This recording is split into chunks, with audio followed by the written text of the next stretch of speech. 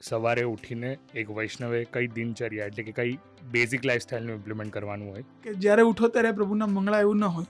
ચોકી એટલે ઘણા વૈષ્ણવને ખબર નહીં હોય. જેવી રીતે બ્રજભક્તોને પ્રભુની સેવા કરી છે એ હિસાબે મહાપ્રભુજી પ્રકટ કરી છે. મહાપ્રભુજી પોતાના મનથી પ્રકટ નથી કરી. ઘણા લોકો ઓલું ફ્રોક ધરાવે. ફ્રોક ધરાવે. ફ્રોક આપણે ત્યાં ઠાકોરજી આપણું બાર્બી ડોલ કે બેબી નથી. એ વસ્તુ ખૂબ ધ્યાન રાખવી ઇમ્પોર્ટન્ટ છે. ગુંજા મેન્ડેટ છે. હા, ગુંજામાલા વગર શિંગાર ન થાય. દ્વારિકાધીશ કી જય. Welcome to episodes of grace season 2 episode બીજો. આજનો વિષય છે મંગલા. વિરાજમાન શ્રી આચાર્યને આપણે દંડવત પ્રણામ કરીએ. દંડવત પ્રણામ પ્રભુ. નમસ્કાર શાસ્ત્રીજી. સેવાના ક્રમમાં અમુક નિયમો હોય છે, અમુક પ્રોસિજર્સ હોય છે. એમાં સૌથી મોટો લોકોનો પ્રશ્ન હોય છે અપરસનો. તો સંક્ષિપ્તમાં અપરસ શું છે ગત પોડકાસ્ટમાં સમજાવ્યું છે, પણ છતાંય નવી સિઝન છે તો આપશે કૃપા કરીને સમજાવશો. જો અપરસ એટલે આપણને બે મિનિંગ પ્રાપ્ત થાય છે. જે પહેલાં મેં કહ્યું અપરસ એક અપભ્રંશ છે, એકચ્યુઅલ વર્ડ એનો અસ્પર્શ છે, કોઈ તમને સ્પર્શ ન કરીએ. બીજું અપરસ, અપને અલગ કરો ને રસને અલગ કરો, એટલે તમે ભગવદ રસમાં હંમેશા મગ્ન હોય ને અપરસ કહેવાય. અને એ સમયે કોઈ અન્ય રસ કે કોઈ બહારની જે લૌકિક આસક્તિ છે એ તમારામાં પ્રવેશ ન કરીએ એ અવસ્થાને અપરસ કહેવાય. એટલે ભગવદ રસમાં ડૂબેલા રહે એને અપરસ કહેવાય છે. અને એના સાધારણ નિયમો. અને એ જ અવસ્થામાં આપણે સેવા થાય છે. અને અમુક એના નિયમો કેવા છે કે ગમે ત્યાં અડી ન લેવું, કે જેમ આપણે એક પવિત્ર અવસ્થામાં રહીએ, કે જેમ પ્રભુને ગમે. હવે તમને બી કોઈ બહારથી ગમે તેમ અડીને આવતું હોય તો તમે કેવી રીતે વિચારી શકો કે આપણે એ જેને આપણે શુદ્ધ બ્રહ્મ કહીએ છીએ સ્વયં પ્રભુને કેવી રીતે અડી શકે? તો એની માટે એક શુદ્ધ, એક પવિત્ર અવસ્થા હોવી જરૂરી છે. એ જ આપણે ત્યાં પ્રશ્નો ક્રમ છે. બરાબર. અને સવારે ઉઠીને એક વૈષ્ણવે કઈ દિનચર્યા એટલે કે કઈ બેઝિક લાઈફસ્ટાઈલનું ઇમ્પ્લિમેન્ટ કરવાનું હોય? હવે જો એક નોર્મલ માણસની લાઈફસ્ટાઈલ હોય, સવારે ઉઠીને સૌથી પહેલાં તો પહેલાં કંઠીને ચંસ્પર્શ થાય. ઉઠીને આંખમાં લગાડી અને આપણે તો એક શ્લોક છે, કરાગ્રે વસતે લક્ષ્મી કરમધ્ય સરસ્વતી કરમૂલ્ય તુ ગોવિંદમ પ્રભાતે કર દર્શનમ. એક કરનું દર્શન કરી પછી ભૂમિને ક્ષમા માંગીએ આપણે કે સમુદ્ર વસને દેવી પર્વતસ્તન મંડલે વિષ્ણુપત્ની નમસ્તુભ્યમ પાદસ્પર્શ ક્ષમસ્વમે, કે આપણે ધરતી આપણી માતા છે, આપણે એને ચરણ ન અડાવી શકીએ. તો એક ક્ષમા યાચના કરી અને પછી આપણે દિનચર્યા સ્ટાર્ટ કરીએ. સૌથી પહેલું તો સ્નાન ધ્યાન કરી થોડાક પવિત્ર થઈ પછી સેવામાં જવું જોઈએ. જે બી તમારાથી સેવા બની આવતી હોય, તમે મંગલભોગ ધરતા હો તો મંગલભોગ ધરીને શૃંગાર કરીને, જેમ પછી તમારે કામે જવાનું હોય, ડિપેન્ડ્સ, અલગ અલગ જે પ્રકારે સેવા પહોંચી શકતા હો. અપરસમાં સ્નાન કરી તિલક વિશેષ ધારણ કરી ચરણામૃત લઈ અને પછી જ સેવામાં જવું જોઈએ. પુરુષોએ ઉર્ધ્વપુંડ, સ્ત્રીઓએ ટીકી. પુષ્ટિમાર્ગનો આ જ નિયમ સૂનું છે. કપાળ ન હોવું જોઈએ ક્યારે બી સેવામાં જતા, કેમ કે અપશુકન કહેવાય એને. ઠાકોરજીને પણ જોવું નહીં ગમતું હોય ઠાકોરજીને જોવું ન ગમતું. તો ચરણામૃત ધારણ કરી, તિલક ધારણ કરી, શુદ્ધ વસ્ત્ર પહેરી, ઘણા વૈષ્ણવોને ત્યાં હવેલી જેટલું મોટું મંદિર ન બિરાજતું હોય, તો એવા સિચ્યુએશનમાં પહેલું કર્તવ્ય શું છે વૈષ્ણવોનું? પોતાના ઠાકોરજી બિરાજતા હોય ત્યાં જઈને શું કરવું જોઈએ?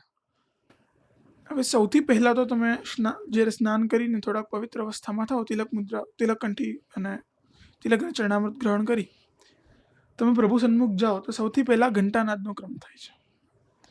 ઠાકોરજીને જગાવીએ એની પહેલાં 3 વાર ઘંટડી હોય નાનકડી કે ઘંટ હોય, જે બી હોય, એના 3 વખત નાદ થાય. અને પછી પ્રભુના જે મંદિરના જે કપાટ છે ખોલો અને પ્રભુની ચાદર જે છે તમે વળી કરો અને પ્રભુને જગાડો છો. જગાડી તરત જ સિંહાસન પર પધરાવી અને મંગલ ભોગ આવે, જારીજી ભરી અને મંગલ ભોગ આવે છે. અને પછી મંગલાનો ક્રમ આગળ વધે છે. ઘણા વૈષ્ણવો મંગલાના ક્રમમાં ઠાકોરજીને જગાડ્યા પછી મંગળભોગ લેવા જાય છે.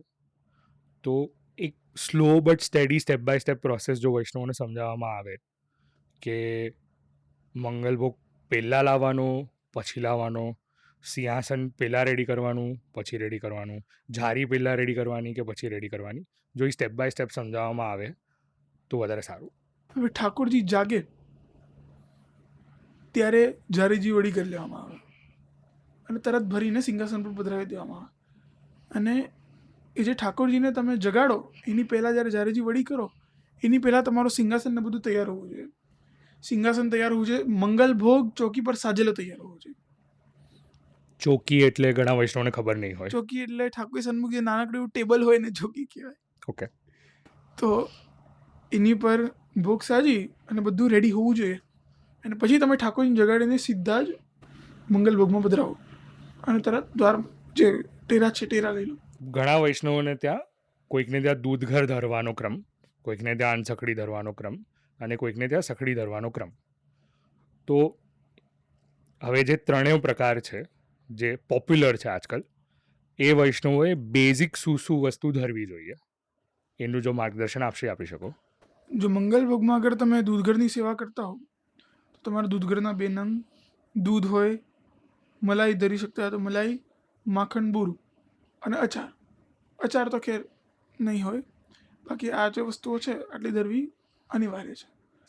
અનસકડીની સેવા કરતા હોય તો તમારે વિશેષ રૂપથી મઠડી ઠોર, કે ધારો કે અગર તમારાથી થઈ શકતું હોય તો એ દિવસ જે વારો હોય, અલગ અલગ દિવસોમાં અલગ અલગ વારો, અલગ અલગ ગોપાલ વલ્લભ બધું હોય છે, તો એ જે વારો હોય એ સામગ્રી ધરવામાં આવે. બાકી ન બની આવતો હોય તો ઠોર તો છે જ, મઠડી ધરવાનો આવે અને અચારની કટોરી આવે જોડે.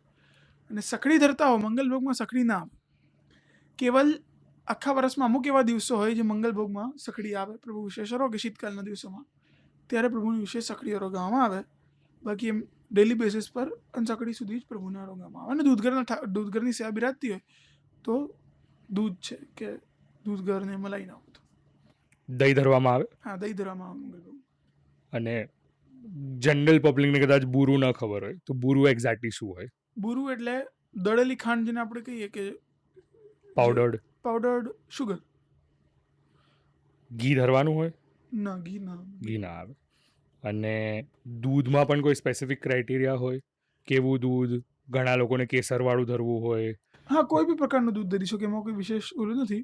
પણ આપણે ત્યાં સફેદ દૂધ પ્રાય આવે છે, અને ઘણી જગ્યાએ બાસુંદીનો બી ક્રમ છે. આપણે ત્યાં વિશેષ દૂધ અને બાસુંદી બંનેનો ક્રમ છે.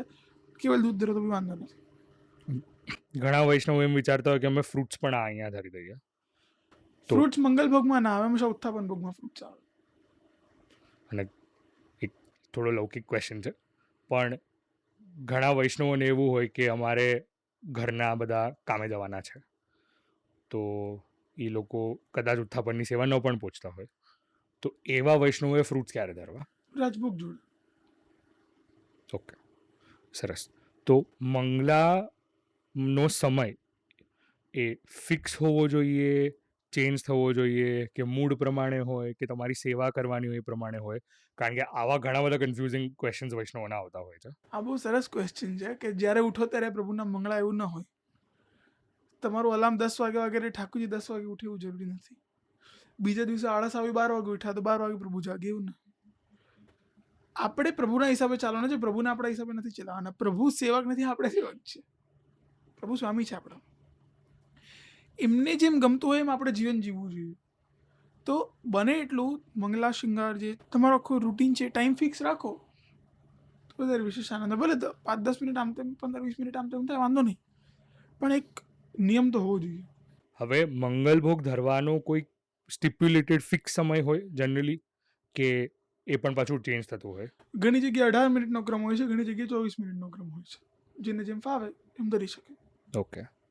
અને એ જ્યારે ધરાયેલું હોય, ઠાકોરજીને ટેરા આવેલા હોય, વૈષ્ણવોએ ત્યારે કોઈ કીર્તન કરવાના હોય કે કોઈ બીજી સેવા કરવાની હોય? એ હવે એક જણ હોય તો કદાચ બીજી સેવા કરતું હોય, કોઈ એક જણ કીર્તનમાં હોય, તો આઈડિયલી શું હોવું જોઈએ મંગલ ભોગ ધરાયેલો હોય ત્યારે? મંગલ ભોગ જ્યારે ધરવામાં આવે ત્યારે કલેવના પદ આવે ઠાકોર સામે. જે આપણે મંગલાના તમે કીર્તન જોશો એમાં કલેવના પદ લખેલા હોય. એટલે જે છગન મગન પ્યારેલાલ ગીજે કલેવા, એમ ઘણા બધા અલગ અલગ જે કલેવાના પદ છે એ 1-2 ગાવાના. અને પછી તમારે જે શિંગારની તૈયારી હોય, જેમ કે શિંગારની આભરણ કાઢવા છે, વસ્ત્ર કાઢવા છે, અલગ અલગ વસ્તુ બધું તૈયારી કરી રાખવી જોઈએ. અને કોઈક વૈષ્ણવોએ પાઠ કરવા હોય તો મંગલ ભોગ ધરીને કરી શકો પાઠ કરી શકાય. ઘણા વૈષ્ણવોની એવી હેબિટ હોય છે કે કિચનમાં જાય અને ત્યાં કામ કરે અને પછી ત્યાં પાઠ કરતા હોય, તો ઇઝ ધેટ અપ્રિશિએટેડ? પાઠ હંમેશા એક જગ્યાએ બેસીને થાય અને એક ધ્યાન લગાડીને થાય તો એ વસ્તુ કામની છે. બરાબર. અને જનરલી કેટલા કીર્તન ગાવા જોઈએ વૈષ્ણવોએ? એટલે જગાડવાનું એક કીર્તન હોય, કલેવાનું એક કીર્તન હોય. આપણે સતત કીર્તન બી ગાયાને રાખવાનું હોય. જેટલી પ્રભુની લીલા ચાલે એટલા જ કીર્તનનું ગાન થાય. તમે પ્રાય હવેલીમાં દર્શન કરશો કે આરતી થઈ જાય પછી કીર્તન ન ગવાય. તો એક ફિક્સ્ડ અમાઉન્ટ ઓફ ટાઈમ હોય કે જ્યાર સુધી કીર્તન ગાવા જોઈએ. અને એનો સિઝન કે ઋતુ પ્રમાણે ક્રમ ચેન્જ થતો હોય? નહીં, કીર્તન તો જેટલા ગવાતા એટલા જ ગવાય. ખાલી ઉત્સવ વિશેષ હોય તો એમાં કીર્તનમાં આમ તેમ ફેરફાર થાય. હવે મંગલ ભોગ સરાવવાનો જે ક્રમ હોય, ઘણા વૈષ્ણવોને ત્યાં તાળી પાડવાનો ક્રમ હોય છે. અમુક કોઈક એવું પણ કહે છે કે ચપટી વગાડવાનો ક્રમ હોય છે. આઈડિયલી એક વૈષ્ણવે શું કરવું જોઈએ અને એ ભોગ વડા કરવા પહેલાં અથવા તો ટેરો આડો કરવા પહેલાં પણ કોઈ પ્રોટોકોલ કે પ્રક્રિયા કરવી જોઈએ? અને બેઝિકલી એક વૈષ્ણવે મંગળભોગ સરાવવાનો કેવી રીતે, એ મારો પ્રશ્ન છે. જો આપણે ત્યાં કોઈ તાલી ચૂટકીનો આપણે ત્યાં કોઈ વિધાન નથી. જે પ્રાય બધા ઘણા બધા કરતા હોય છે, ઠાકોરને જગાડે નહીં પહેલાં બી 3 તાળી વગાડે. તાળી ચપટીનો કોઈ પેલો વિધાન નથી. તમે ઠાકોરજીના ભોગ સરાવો એની પહેલાં ખાલી એક નાનકડું એવું સમય ભય એમ બોલી પછી આવજી કરી અને ઠાકોરજીને આચમન કરાવવો જોઈએ. આ ઘણા વૈષ્ણવોને આવજી શું છે એક્ઝેક્ટલી ખબર ન હોય. આવજી એટલે ઠાકોરજી જ્યારે ભોગ અરોગતા હોય તો આપણે અંદર આવીએ છીએ, ઠાકોરજીને અંદર આવ્યા પહેલાં એકવાર વિનંતી કરી દેવાની, જેથી કરીને ઠાકોરજીને એ લીલામાં વિક્ષેપ ન થાય. એટલે એક અનાઉન્સમેન્ટ જેવું છે. અનાઉન્સમેન્ટ જેવું એટલે એક રિક્વેસ્ટ છે કે અમે અંદર આવીએ અને પછી ટેરો ખોલવાનો. બરાબર. અને ઠાકોરજીનો જે સમક્ષ થાળ ધર્યો હોય અથવા તો જે પાત્રમાં મંગલભોગ ધર્યો હોય એ ચોકી સહિત વડી થાય કે પહેલાં ખાલી પાત્ર વડું થાય અને પછી ચોકી વડી થાય? એમાં કોઈ વિશેષ ક્રમ નથી. જેમ વડું કરવું હોય એમ વડું થઈ શકે. આખી ચોકી વડી કરવી હોય તો આખી ચોકી વડી થઈ શકે. પછી ચોકી ખાસા કરવી પડે. અને ખાસા કેવી રીતે થાય એ પણ કહી દે વૈષ્ણવોને. એક ભીના કપડાથી ખાસા થાય અને અગર લાકડાની ન હોય, કાષ્ઠની ન હોય તો તમે જલ્દી ખાસા કરી શકો પૂરી. બરાબર. અને જે સ્થાનમાં ચોકી મૂકી હોય એને પણ એના ખાસા પર કરવાનું? બી એક જલનું મંદિર વસ્ત્ર ફેરવામાં આવે. મંદિર વસ્ત્ર શું હોય વૈષ્ણવને ખબર નહીં હોય. મંદિર વસ્ત્ર એટલે એક વસ્ત્ર જેનાથી આપણે મંદિર આખું ખાસા કરીએ, જેને તમારું ઘરનું હોય તો પોતું કહેવાય. સરસ. હા, એક આ લૌકિક ક્લેરિફિકેશન બહુ જરૂરી છે. એટલે એમ કીધું કે ઘરનું હોય તો પોતું હા, કહેવાય. પુષ્ટિમાર્ગ ઘણો સોફેસ્ટિકેટેડ છે હા. એટલે મંદિર વસ્ત્ર બહુ સારો શબ્દ છે. અને હવે જ્યારે મંગલભોગ નથી બિરાજતું તો ઠાકોરજી સમક્ષ ઘણા વૈષ્ણવોને ત્યાં આરતી થતી હોય, ઘણા વૈષ્ણવો ત્યાં આરતી ન થતી હોય. ઘણા શ્રી ઠાકોરજીને હસ્ત પ્રક્ષાલન કરાવતા હોય, સાધારણ ભાષામાં કહીએ તો હાથ ધોવડાવતા હોય. તો ભોગ વડા કર્યા પછી વૈષ્ણવે કઈ સેવા કરવાની? ભોગ વડા થઈ ગયા પછી આચમન થાય, પછી મુખવસ્ત્ર થાય અને 2 બીડા ઠાકોરજી સન્મુખ પધરાવવામાં આવે. હું સમજી ગયો આ શું કહેવા માંગો છો આપશ્રી. સાધારણ વૈષ્ણવે આચમન શું સમજવું અને મુખવસ્ત્ર શું સમજવું? આચમન એટલે જે તમારું હોય તો હાથ ધોડાવવાનું કહેવાય. મુખવસ્ત્ર એટલે તમારું હોય તો નેપકિનથી હાથ પોછવું કહેવાય. હું આવા લૌકિક પ્રશ્ન એટલે પૂછી રહ્યો છું કારણ કે ઘણા વૈષ્ણવોને આવા શબ્દો બહુ ભારી લાગતા હોય, ટર્મ્સ ન ખબર હોય. મુખવસ્ત્ર એટલે ટાઈપ ઓફ નેપકિન અને બીડા એટલે પાન એ ઠાકોરજીને ઠાકોર સન્મુખ પધરાવવામાં આવે. બરાબર. તો આચમન પછી, મુખ વસ્ત્ર કર્યા પછી અને બીડા ધર્યા પછી વૈષ્ણવોએ કોઈ કીર્તન ગાવાના હોય ત્યારે પછી એમક્રમ દર્શન ખુલવાનો હોય એટલે મંગલા દર્શનના જે પ્રાય પુસ્તકમાં કીર્તન મળતા હોય એનું ગાન થાય અને પછી ટેર આવી જાય. અને કંઈક વિશેષ ધ્યાન રાખવાનું આ કીર્તન ગાવા સમયે, કારણ કે મંગલાનો સમય છે. એટલે અમુક રાગની પેલી પરખ હોવી જોઈએ કે ગમે તેમ રાગ ન ગવાય. જેમ ભૈરવ છે, બિભાસ છે, દેવગંધાર છે, અમુક રાગ એ ફિક્સ છે. જેમ શીતકાલમાં લલિત છે, એ અમુક એ સમયે એ જ રાગ ગવાતો હોય. ગમે તેમ આપણે કોઈ બી રાગ ગાઈ દઈએ એ રીતે ના ચાલે. અને સાથે સાથે કોઈ મ્યુઝિકલ ઇન્સ્ટ્રુમેન્ટ વાગે ન વાગે એનું પણ જ્ઞાન અગર આપી શકો તો. મંગલામાં કેવલ તાનપુરાથી જ કીર્તન થાય. જન્માષ્ટમી કે વિશેષ ઉત્સવ ન હોય તો કેવલ તાનપુર એટલે તંબુર એના પર કીર્તન થાય ઠાકોર. એટલે કોઈ વૈષ્ણવે ત્યારે ઝાંઝ કે પખાવજ વગાડવાની અનિવાર્યતા નથી. નહીં, અલાઉડ જ ન હોય. કેવલ ઉત્સવ વિશેષ હોય જેમ જન્માષ્ટમીમાં જાગેતારથી ઝાંઝ વાગવાનો ચાલુ થઈ જાય એક અમુક જે ઉત્સવમાં લેખ હોય એમાં જ ખાલી હોય, બાકી નીતિમાં કોઈ જાન પખાત મંગલામાં વાગે નહીં. હવે મંગલ ભોગની સેવા પછી આગળ વૈષ્ણવોએ કઈ સેવાક્રમની તૈયારી કરવાની હોય? મંગલા આરતી, જે મંગલના દર્શન થયા એના પછી બધી જ શિંગારની તૈયારી કરી, ઠાકોરજીને પાટ ઉપર પધરાવી, ચોકી પર પધરાવી, સ્નાન કરાવી, 4 લોટીથી ઠાકોરજીને સ્નાન થાય, અને છેલ્લા આટા ઉતાર્યા પછી ઠાકોરજીના એ જે લોટી છે એનાથી 4 વાર ઉપર આટા કરી અને પછી જલ નીચે પરાતમાં કે જે થાળી હોય એમાં પધરાવી દેવામાં આવે. એમ ઠાકોરજીને સ્નાન થાય. સ્નાન પછી અંગવસ્ત્ર એટલે ઠાકોરજીનું સ્વરૂપ પહોંચવામાં આવે અને પધરાવી અને શિંગાર થાય. શિંગારના દર્શન ખુલે કે શિંગારનો જે ક્રમ છે, શિંગાર થયા પછી અગર ઠાડું સ્વરૂપ બિરાજતું હોય તો વેણુજી ધરાવવાની અને આરસી એટલે દર્પણ બતાવવાનું ઠાકોરજીને, માલાજી ધરાવીને પછી. અને એમ કરીને શિંગારનો ક્રમ આવી રીતે થાય છે. પછી રાજભોગની તૈયારી થાય. શૃંગારમાં આપશીને 2-3 પ્રશ્ન પૂછું. વૈષ્ણવોએ શૃંગારની તૈયારી આગલી રાત્રે કરેલી હોય તો ચાલે? ચાલે. ત્યારબાદ શૃંગાર કયા ધરવા એની સમજણ માટે વૈષ્ણવોએ શું કરવું જોઈએ? ઉષ્ણકાલમાં આપણે મોતીના અને સીપના શિંગાર આવે છે. શીતકાલમાં, શ્રાવણમાં, પછી ઉષ્ણકાલ પતે એટલે પછી હીરા, પન્ના, માણેક, પિરોજા, નીલમ, પુખરાજ આ બધાની જોડી શરૂ થઈ જાય છે. પછી કોઈ બી પ્રકારનું બંધારણ રહેતો નથી. કેવલ ઉષ્ણકાલમાં મોતીના અને સીપના આભરણ, અને ફાગુનમાં સોનાના અને મીનાના આભરણ આવે છે.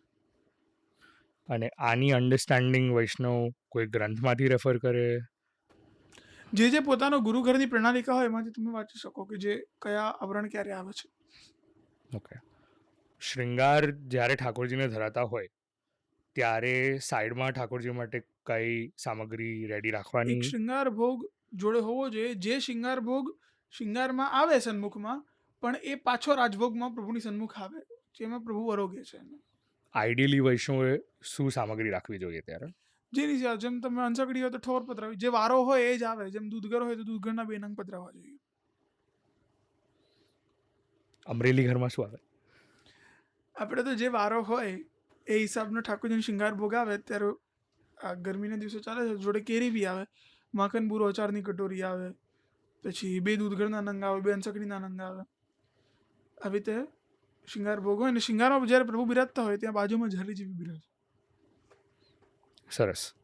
અને ઘણા વૈષ્ણવોને ત્યાં ચિત્રજી બિરાજતા હોય તો એ લોકોએ સ્નાનનો ક્રમ કેવી રીતે કરવાનો? ચિત્રજીને કેવલ અંગવસ્ત્રનો ક્રમ થાય કે અંગવસ્ત્ર એટલે એક ભીનું વસ્ત્ર લઈ અને ચિત્રજી ઉપર જ ફેરવી દેવાનું, એટલે અંગવસ્ત્ર થઈ ગયું. અને એના પછી સૂકું વસ્ત્ર ફેરવવાનું? વસ્ત્ર એકવાર ફેરવું. ઠાડો સ્વરૂપ બિરાજતું હોય તો બી દરરોજ સ્નાન ન થાય. ઠાડા સ્વરૂપને બી દરરોજ અંગવસ્ત્ર થાય. કેવલ અભ્યંગ કે આવું કંઈ વિશેષ હોય, પંચામૃત કે અભ્યંગ, ત્યારે જ એમને સ્નાન થાય. અભ્યંગની ફ્રીક્વન્સી શૃંગારમાં કેટલી વાર આવે? અભ્યંગ વિશેષતા તો ઉત્સવમાં થાય, અને આ જે ઉષ્ણકાલ ચાલે છે એમાં ઓસરાના અભ્યંગ ચાલે, કે મંગળવાર, રવિવાર છોડીને એ અભ્યંગ થાય, અને હર 5-7 દિવસમાં એક વાર અભ્યંગ થાય. ચિત્રજી પ્રાય મંગલાના હોય તો સેવા કરવાનો વિશેષ આનંદ આવે, અને વૈષ્ણવોએ ચિત્રજી પર શિંગાર ધરી શકો છો. ઉષ્ણકાલનો સમય ચાલી રહ્યો છે તો ઘણા વૈષ્ણવ એવું હોય છે કે સફેદ ગુંજા માળા જ ધરીએ અને લાલવાળી ન ધરીએ, તો એના પ્રત્યે આપશીનું કંઈ માર્ગદર્શન? લાલવાળી ગુંજા અમુક ઘરોમાં કેમ નથી આવતી? કેમ કે આપણે ત્યાં લાલ રંગ બંધ થઈ જાય છે. લાલ રંગ પ્રારંભ ડાયરેક્ટ કસુંબા છઠથી થાય. એટલે આજે ઉષ્ણકાલના દિવસો છે, અક્ષય તૃતીયાથી જે લાલ રંગ બંધ થાય 1 દિવસ પહેલાંથી, કેમ કે લાલ રંગ એ ગરમીનું પ્રતીક છે. તો એ પ્રભુને એમાં ગરમીમાં બી ગરમી ના લાગે એટલે આપણે લાલ રંગ નથી આવતો. આપણે અમરેલી ઘરમાં તો લાલ ગુંજા નથી આવતી, જે અક્ષય તૃતીયાથી કસુંબા છઠ સુધી. કસુંબા છઠ પછી લાલ ગુંજા શરૂ થઈ જાય છે, અને વચ્ચે કોઈ વિશેષ ઉત્સવાદી હોય તો લાલ ગુંજા આવે છે. અને ગુંજા મેન્ડેટ છે? હા, ગુંજામાલા વગર શિંગાર ન થાય.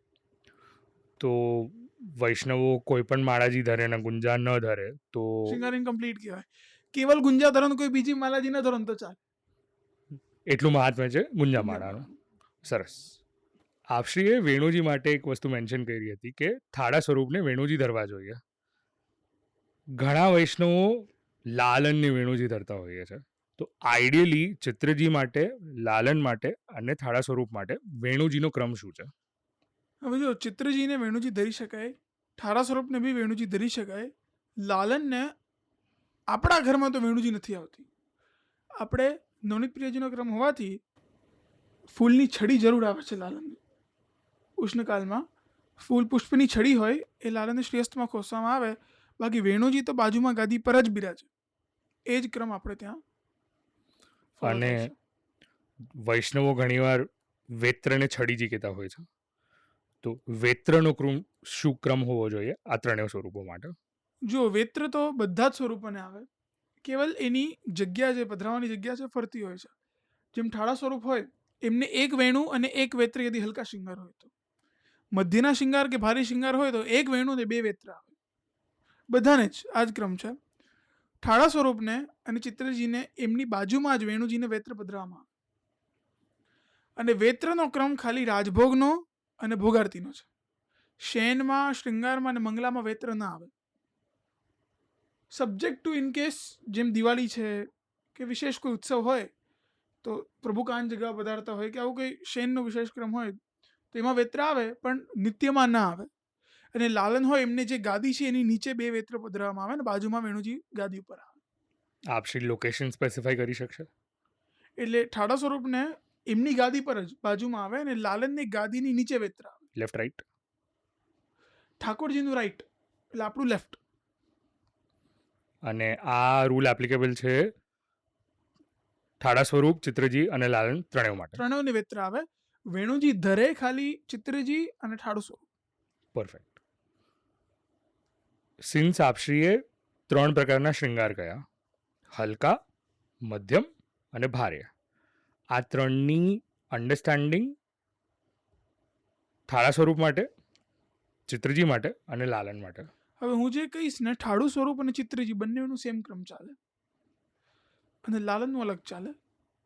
ઠાડા સ્વરૂપને હલકા શૃંગારમાં વક્ષસ્થલ પર 4 માલા આવે. 4 માલા, એક પદક, એક ત્રવલ, કંઠાભરણ, દુલડી, કૌસ્તુભ.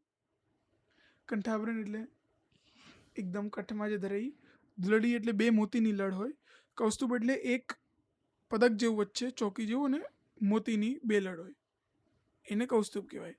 4 માળા પદક આવે એક, અને એની પર ત્રવલ એટલે લટકનવાળી નાની નાની ઝુમખા જેવી માળા આવે, એને ત્રવલ કહેવાય.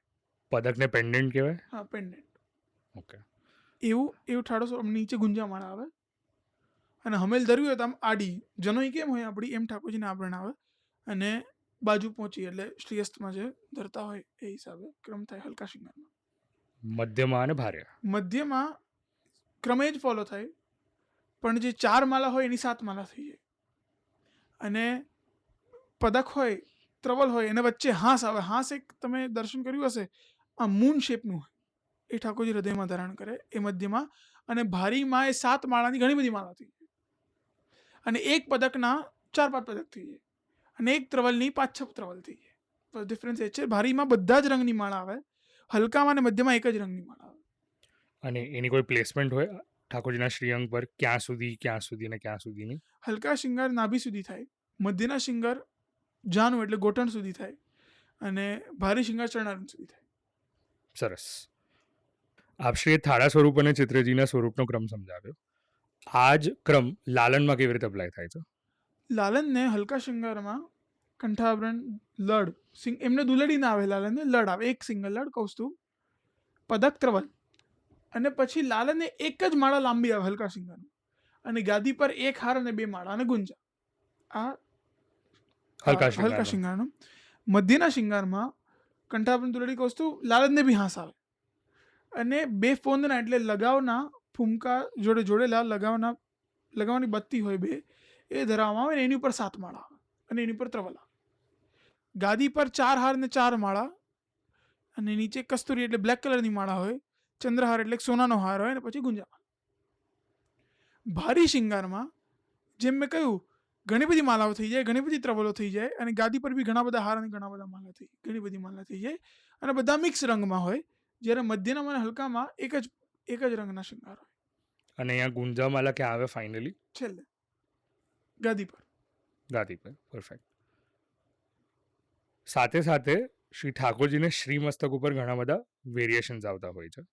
તો વૈષ્ણવોએ કયા વેરિએશન્સ ધ્યાનમાં રાખવા અને એના પાછળનો એક સૂક્ષ્મ ભાવ.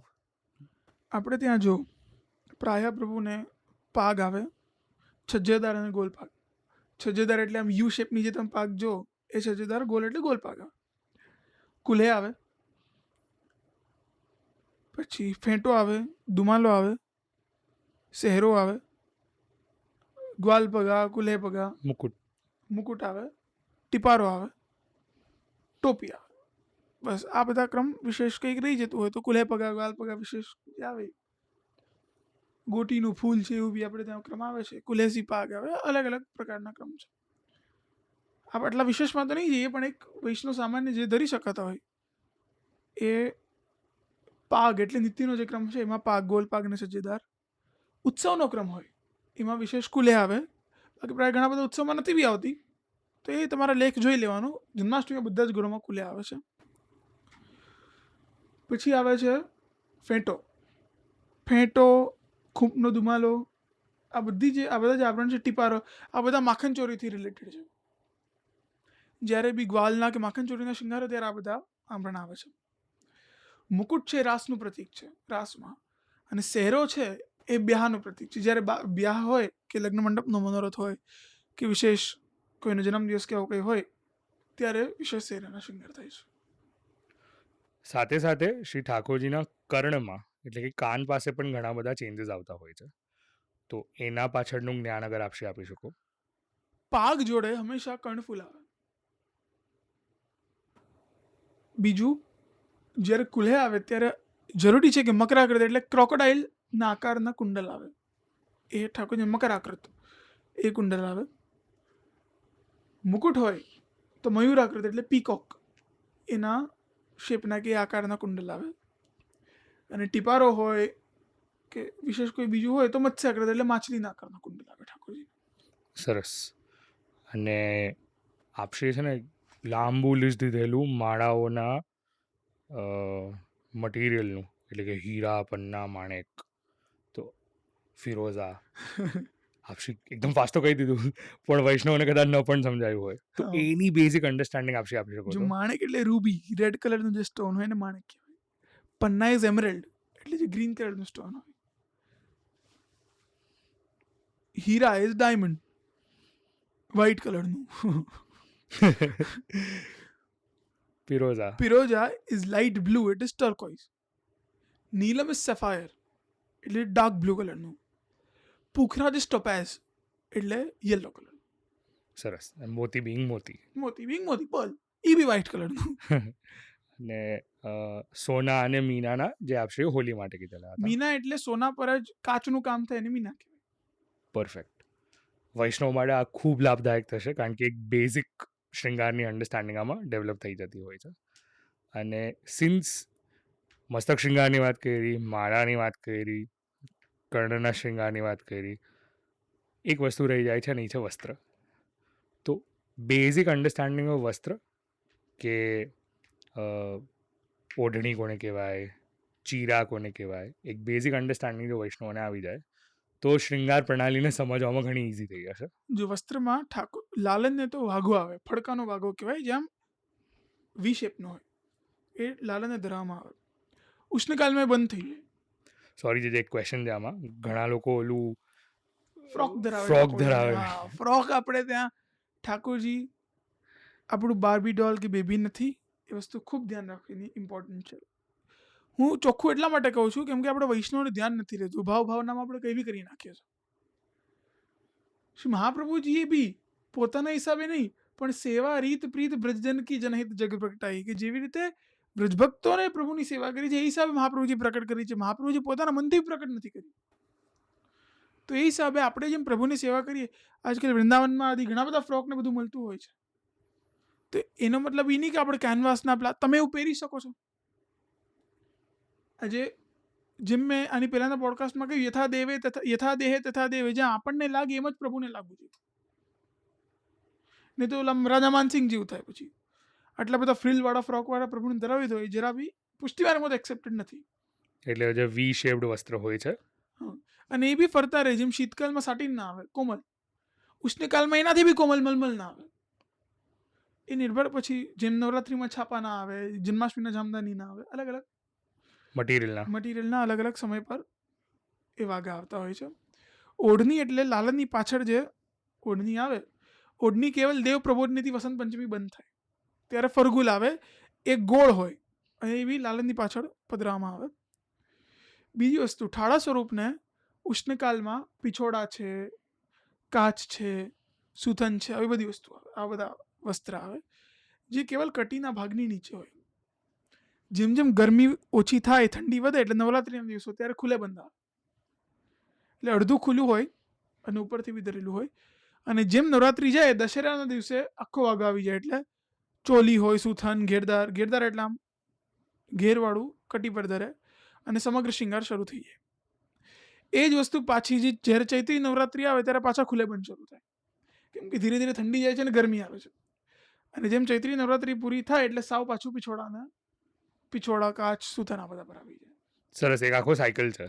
હા, ઓછું, એનાથી ઓછું, સૌથી ઓછું.